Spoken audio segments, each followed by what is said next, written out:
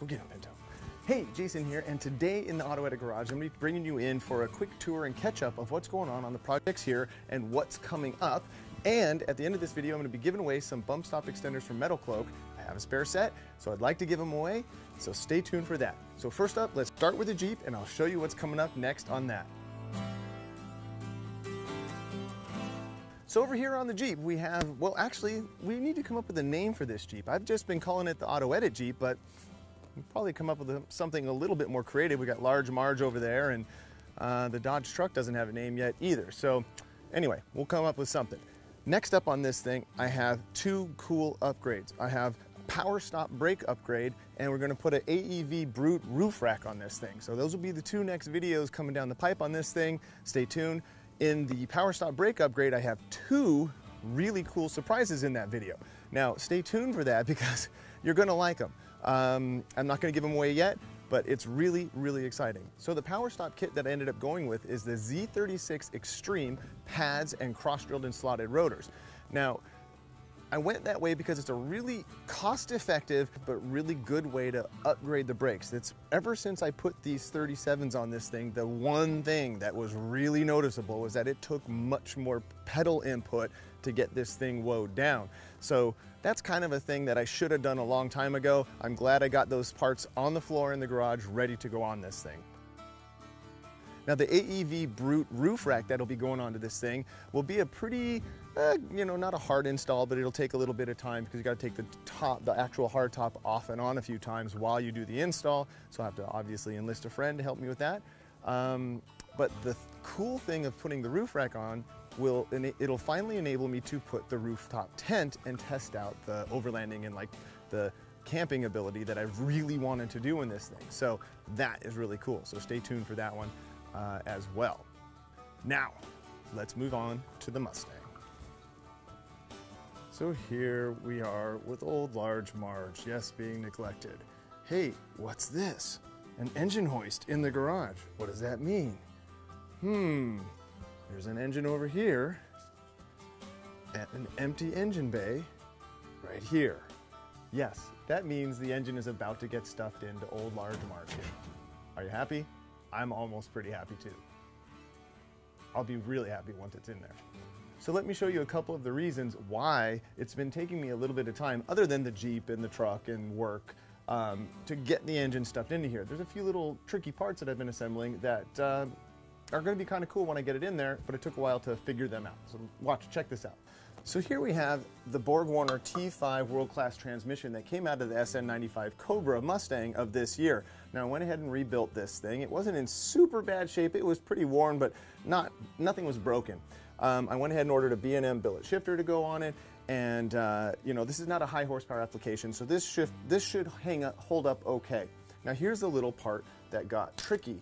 Now this is the stock clutch fork that the throwout bearing would ride on here, and you would actuate the clutch pedal and it would pivot this and disengage the clutch. Now I wanted to do something a little bit more high-tech than that, since I have all these cool little goodies hiding under the skin of this thing, such as rack and pinion steering, these massive Wilwood disc brakes. I got a Link rear end from Total Control products. Really neat stuff. Oh, and the Wilwood clutch and brake pedals. I knew I was going to convert it to a hydraulic brake, but I didn't want a slave cylinder here and another clutch fork. So the option I went for was this actual hydraulic throwout bearing. Now this will actually ride right on the input shaft here, and I will plumb this into that really cool Wilwood hydraulic clutch pedal with the actual master cylinder on the firewall.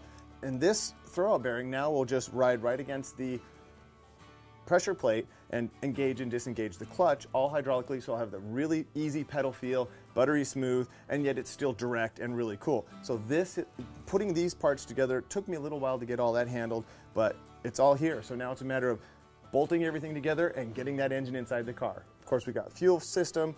Still working on plumbing on that, but that's still coming up, and it's at least there. That's the electronic fuel pump, in-tank pump that we did a while back. So Mustang stuff is ready to go. Don't think I'm ignoring it. It's here. I just want to keep the Jeep moving and running because that's my daily driver. And as you can see, you got a lot of parts stacked up, so good times to come. Now, let's talk about the truck. Now, here is where a truck should live. Now, that truck is sitting very sadly in a parking structure in El Segundo because I've been driving this, the work truck, here for a while. Now, this is a 2010 Toyota 4Runner. I could do a quick walk around feature on it. Let me know if you guys are interested in seeing it. It's the new hand-me-down vehicle that we've been using to shoot dirt every day, and it's kind of grown on me. It's a pretty cool rig.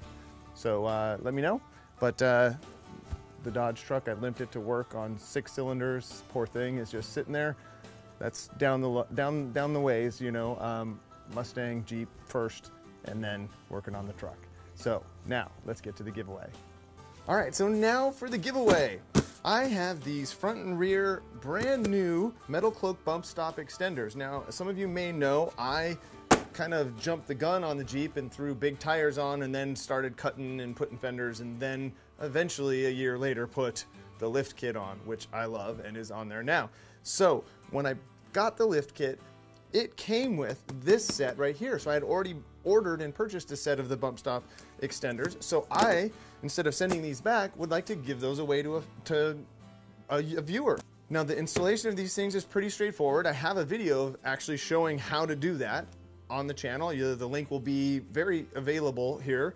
And so the back's super easy. The fronts, you do have to take the coil springs out to go ahead and drill the hole and get these mounted, but it's pretty easy and it's a pretty nice modification if you're going to put larger tires on your Jeep. So it's a really cool little thing.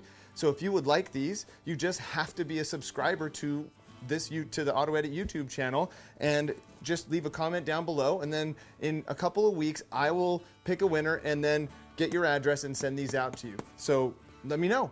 So just make sure that you're a subscriber to the AutoEdit YouTube channel, and don't forget to like and share this if you have a buddy with a JK. Now, these are for a JK, so just so you know that that's what these things are actually for. But let me know if you'd like them. Leave a comment down below. Don't forget to follow me over there on Instagram, AutoEdit or Jason Lewis on Instagram. I kind of put something up there almost on the daily. So keep checking back here for more. Lots of fun stuff coming up, and until next time, enjoy your drive.